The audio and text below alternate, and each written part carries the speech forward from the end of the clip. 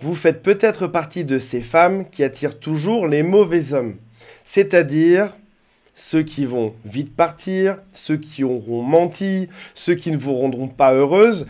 Et on va faire aujourd'hui ce qu'on pourrait appeler un cours de carrière amoureuse. Beaucoup d'entre vous ont réussi leur carrière professionnelle, mais côté amour, c'est pas exactement la même chose. On va voir que c'est pas une fatalité, qu'il faut juste avoir une certaine compréhension du marché et des hommes pour que ça fonctionne.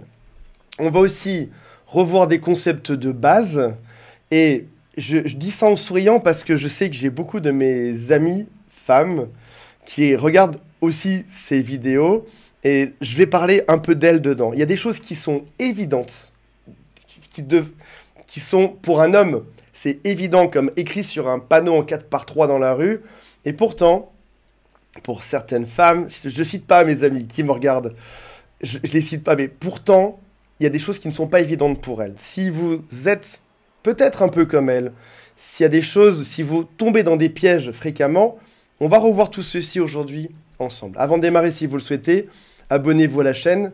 Il y a aussi un quiz qui s'appelle « Est-ce que cet homme est pervers narcissique ou pas ?» Et si vous le souhaitez, contactez-moi.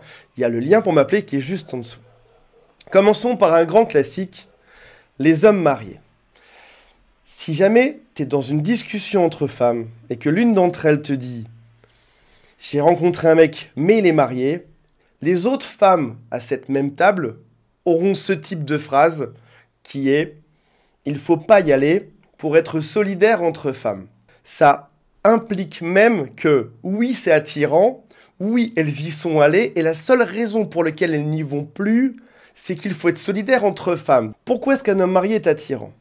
Tout d'abord parce qu'il y va à fond. Cet homme n'a absolument rien à perdre.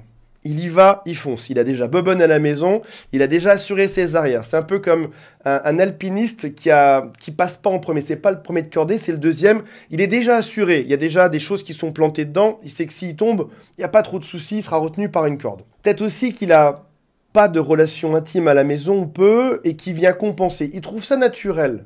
Donc il a déjà le foyer, la famille, la femme, les enfants.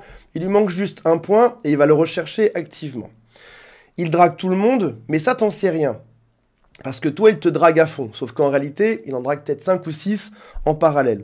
Si jamais tu refuses, il va insister. Là où d'autres hommes bien n'insisteraient pas, lui, il insiste. 1 fois, 2 fois, 3 fois, 10 fois, il y va à fond.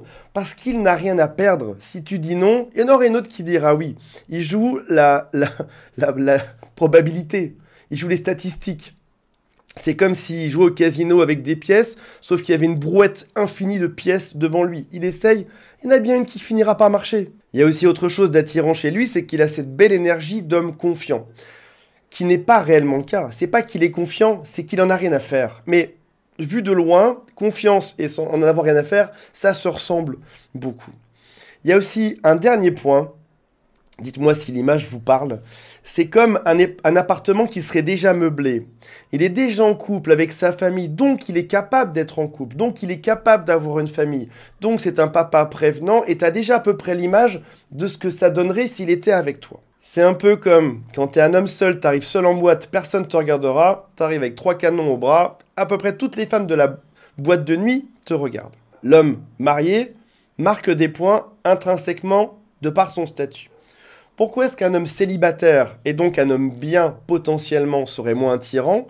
Parce que si jamais tu lui plais, et si jamais tu refuses cet homme, il aura beaucoup plus à perdre. Il va s'investir émotionnellement beaucoup plus dedans, il va espérer que ça fonctionne, t'es peut-être son seul plan, il n'a pas de plan B.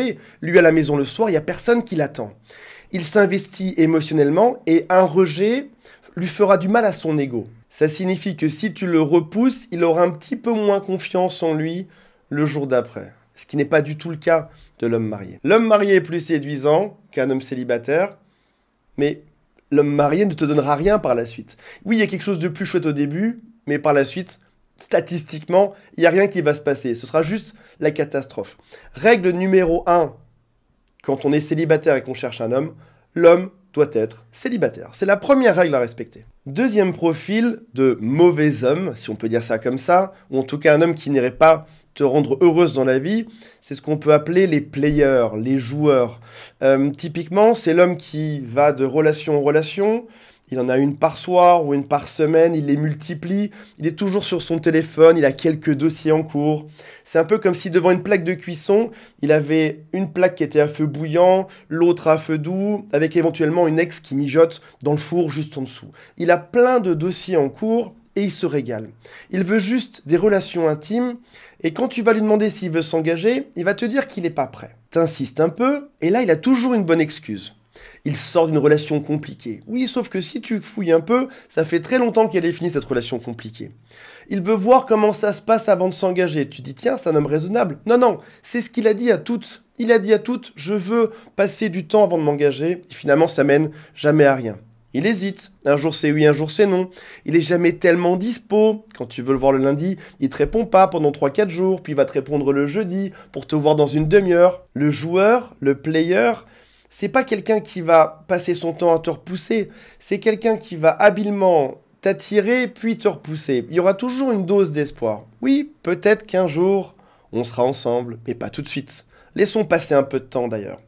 Le mec est flou globalement, tu sais pas trop où ça va arriver, mais il y a une chose qui est sûre, quand il a besoin de toi, il a besoin de toi rapidement. Quand il veut s'envoyer en l'air, c'est maintenant, et c'est quand il le souhaite. Alors si je te le décris comme ça, tu vas me dire sur le papier, le mec est pas terrible. Et bien sûr que j'irai jamais dans ce type de profil. Sauf qu'en réalité, c'est quelqu'un qui est très attirant. Il est devenu expert dans son numéro de charme. Les phrases qu'il te dit pour te séduire, il les a répétées 3 fois cette semaine auprès d'autres femmes, 10 fois la semaine dernière, 1000 fois ce mois-ci. Il est extrêmement expert là-dedans. Ensuite, il s'engage pas et du coup, il y a quelque chose d'attirant à ça. C'est pas quelqu'un qui est en train de te presser, de vouloir vite te voir. Il y a toujours une forme de distance là-dedans. À demi-mot, il te fait croire que c'est ta faute, que t'es pas suffisante, que tu ne te bats pas assez, que t'en donnes pas suffisamment. Et encore une fois, il ne te met aucune pression là-dedans.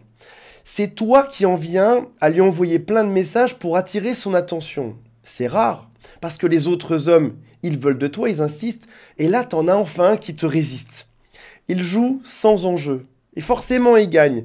Dans une relation de séduction, c'est celui qui est le plus en demande qui a une valeur inférieure. T'es en demande, t'en parles à toutes tes copines, tu veux leur avis. Pourquoi est-ce que cet homme mystérieux ne succombe pas à mes charmes pour une fois? C'est forcément lui que je veux. Elles en savent rien. Tu viens à dépenser ton énergie vitale et tout ton cerveau pour comprendre cette personne. Pourquoi est-ce qu'un homme bien, qui ne serait pas un joueur, qui ne serait pas un player, qui ne serait pas un serial séducteur, serait moins excitant? Parce que lui, il n'a pas répété son acte de séduction 1000 fois.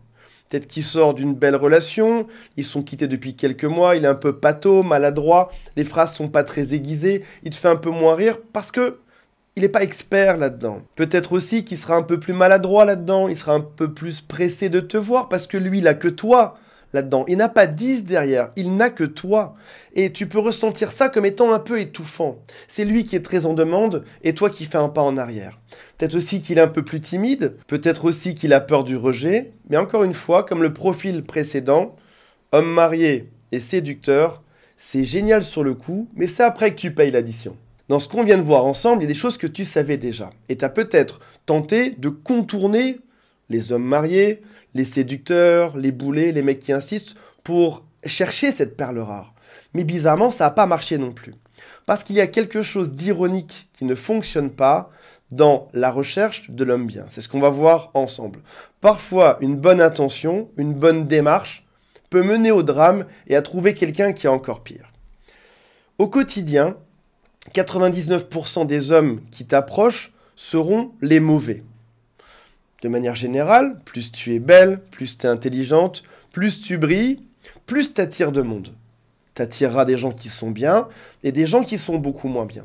Sur ces 100 personnes, comment trouver la perle rare?